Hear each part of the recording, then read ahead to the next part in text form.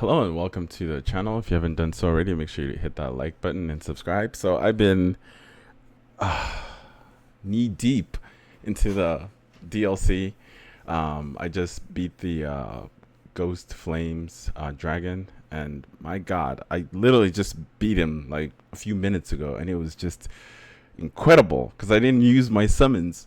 Most of the first game of the you know Elden Ring I had trouble with, so I used the mimic throughout the whole most of the games, if not the whole game. But anyways, this isn't a story about Elden Ring and my adventures, and it's been great so far. Like my heart started pounding and my hands just like when you're really close to beating somebody and you tend to get I don't know how to explain it, but if you're a gamer, you know that feeling like when you're getting so close and you think you're about to get them, and then they pull some BS moves, but didn't happen this time. I got him. But anyway, this is going to be an interesting article. It's talking about why gamers should start trusting journalists. Trust y'all? Oh my God, I never laughed so hard. We don't trust you. We don't trust any of these journalists, whether it's from the entertainment side of movies, etc. Gaming journalists, they're the worst, honestly. We're never gonna trust you. We don't really give a shit about your reviews, because some of your reviews are biased if they don't go towards your sort of. I'm trying to push my mic back. It's not working. Yeah, there you go. It doesn't go towards it's not an unbiased review. You guys are biased in some ways, and I mean, I understand everybody has a different background and stuff like that, but when you're reviewing games, it should just be about the games and not any kind of political agenda. Doesn't matter what the game is about. If it's a solid game, critique the game. Be honest with your review. I think that's why most people like myself, I would much rather trust a YouTuber that actually plays the games and knows the games, and I'd give it to them. I don't really give a shit about any of these professional journalists reviewing games. We've seen it time and time again. IGN just dropping the ball. Kotaku, the gamer, PC gamer. Pretty much, there's a ton of different journalists out there, and to me, they all have like this same agenda. Like, if you don't play ball, we're going to bomb the shit out of the review or your game or talk negatively about it. Same thing that happened to Wukong. I don't know if it's true or not. If it's just rumors, but where I guess Sweet Baby was trying to pay them $7 million to add something into their game, and they turned him down. And then all of a sudden, you start hearing all these negative things about the game. But gamers don't really give a shit about any of that. We just want to play good, solid games, and it actually has the opposite effect. People tend to support those studios that stand up to the status quo a little bit more. So games like Stellar Blade, which was not liked by some reviewers, it's a solid game. I have a copy. I just haven't started it yet. I'm still on my Elden Ring DLC fix. But anyway, let's go to the article. The gamer. It's time to start trusting video game reviewers.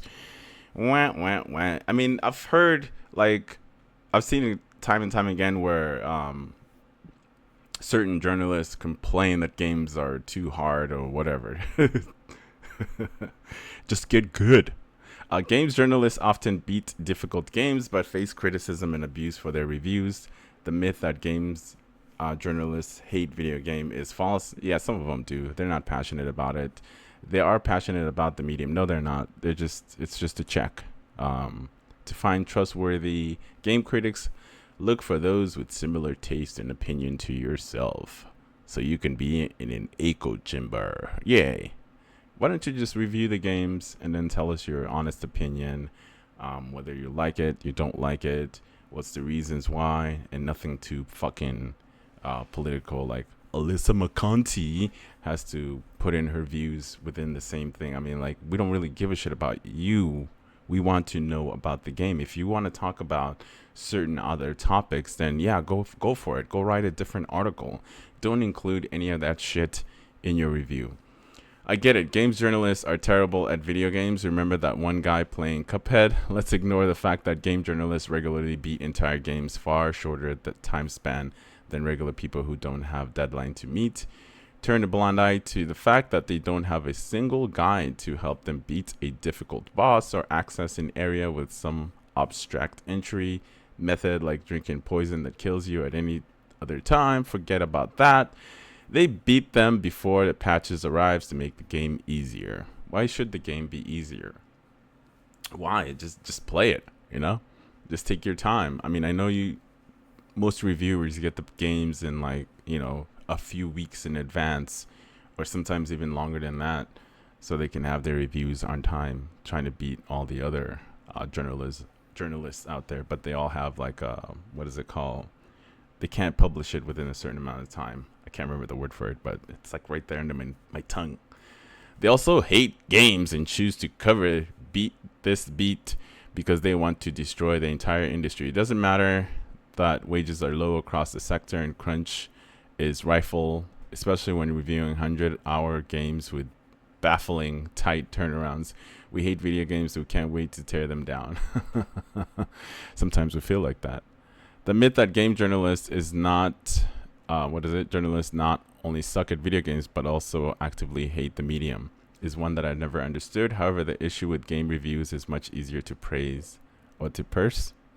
Gaming in 2024 is based on your Team Xbox or Team PlayStation, Team Fortnite or Team Call of Duty, Team Stellar Blade or Team Censorship, Team Developer or Team Journalist. That's how many gamers see it at last. Pretty much, yeah. I can agree with that. There's certain people that like certain platforms and certain people that, doesn't like the other platform. To me, it makes no difference. At the end of the day, if you're a developer, whether you're developing for Microsoft or PlayStation, doesn't really matter to me. As long as you make a good game that's worthy of my time and makes it fun for me, that's all I care about. I don't really care about any of the other shit that these corporations are trying to push down our throat, and gamers are going to rebel against all that, and they will not purchase your games. Just a huge fact for y'all. We don't want any of that shit. Like, we just want good games. If it doesn't matter whether the protagonist is a female, male, or whatever the hell it is, we just want a solid game. To me, it does not fucking matter. I just want a fun game that's gonna let me escape things that I have going on in my life and just be immersed in the experience. That's what I fucking want. And that's what most gamers want. We have a lot of things going on in the world. Video game is a medium for us to just escape all those problems and things that are going on in our life and just play and just have fun. That's to me what video games do for me. There's a major problem in games marketing that fuels this Fidel misery. Hype trailers for games years away from release wipe fans into a favor, and excitement heightens to level where any criticism of a game is seen as a personal slight. Calling Stellar Blade's protagonist Eve boring meant that you're part of a pro-censorship woke-errata who can't stand a beautiful woman leading a game. To me, that's what it sounds like. Because we've seen other shit in video games that are like, what the fuck? You know what I mean? It's not like she's taking off her freaking outfit. She just has some jiggle effects. But when you start censoring video games, when you said that, this game is going to be uncensored, that's very hypocritical of a company. And thank God it took them a while, but they did come around and putting those outfits back into the game, because that's what was promised. When you show people your product and then you turn around and completely change it. I mean, not change the whole thing, but you change what you were showing us. You sold us something, but but that something is not what we bought. So you can feel how fans feel. To me, I'm completely with the fans that they did the right thing. They boycotted. They showed their displeasure, and at the end, the company did come around and put those outfits back because that's what you promised us. There's another issue to be with reading comprehension and media literacy. Oh, so we calling us stupid? Nice. But I won't get into that today. Team Elden Ring got mad last week when a couple of reviews said that it was too difficult. Accusation flew across the Twitter sphere. I'm not gonna lie, I've been playing this game for a few hours now. Actually, probably more than that. I think I logged in about 170 hours into the original game. And I didn't really see everything. I'll be honest, I didn't see everything. I didn't explore the nits and every nitty gritty, everything. I didn't really experience everything, but that's what people want. The last game was super hard, right? And people found ways to make it fucking easier. So if From Software comes out and then puts the game easier, that would defeat the whole purpose. He literally said it himself. That would break the fucking game. He would break the game. I mean, for me, I'm not complaining because there's ways around the difficulty of the game. They give you enough, they offer different types of solutions for you. You can get better. You can get these sacred trees, get your spirit ash revered, and all these other things that they put in the game too to make the games a little bit easier. But you have to do the work. You have to grind to get better. You have to know the enemies, But anyways, this is I'm trying to explain to y'all Elden Ring. But y'all know players feel bosses are unfair. They believe the systems are too obstruse, yet they refuse to engage with some games' core mechanics due to believing they're cheating the way out. I wonder if any of them apologize to the reviews who pointed out these very issues.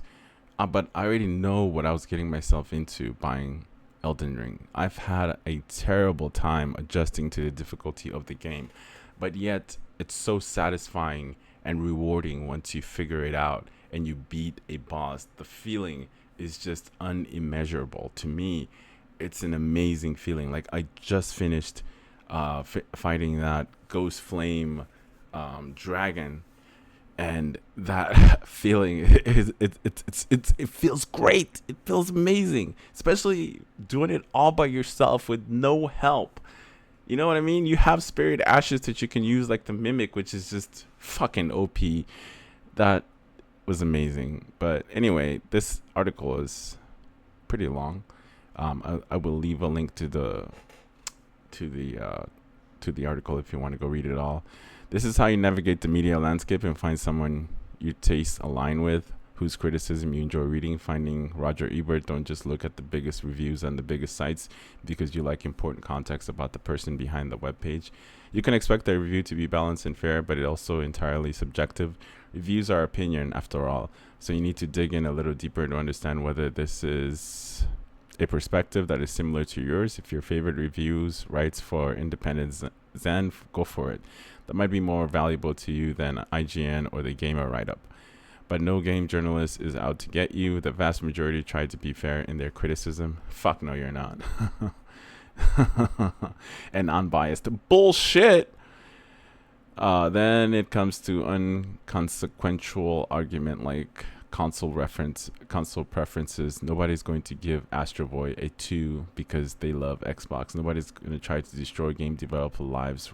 We're honest, we're opinionated, we're human, just like you. Yes, we can agree on that last part. You're humans just like us. But at the end of the day, I've seen game journalists, be fair on certain games, and then certain games that are just they're really unfair on. It's just depending on the reviewers. That's why I don't really put too much weight on a game based on somebody's review. My opinion of a game might be completely different than your opinion of a game. So that's why, to me, I rather just watch a bunch of different YouTubers have their opinion on the video games that I watched for many years and actually are very good at those games. I watch them instead because they're gonna give me a fair and an honest review, and they'll call out the bullshit in the game, and they'll also point out the positive in the game. And to me, that's way more honest than some of these fucking journalists, which are paid for by what? Sponsor. And sometimes you'll have a different kind of sponsorship, whether it's from like companies like EA or like, I don't know, just different companies. Because you've seen IGN's website, there's always them promoting other games. So can you really trust their reviews to be fair and honest? No. We've seen their reviews for movies as well too, because they love the Acolyte. Anyways, I don't want to drag this on too long. As always, make sure to like, subscribe if you haven't done so already, and just find yourself a good YouTuber that's honest, and then just watch his reviews instead of relying on game journalists. I think the trust was lost a long time ago, and it's not coming back.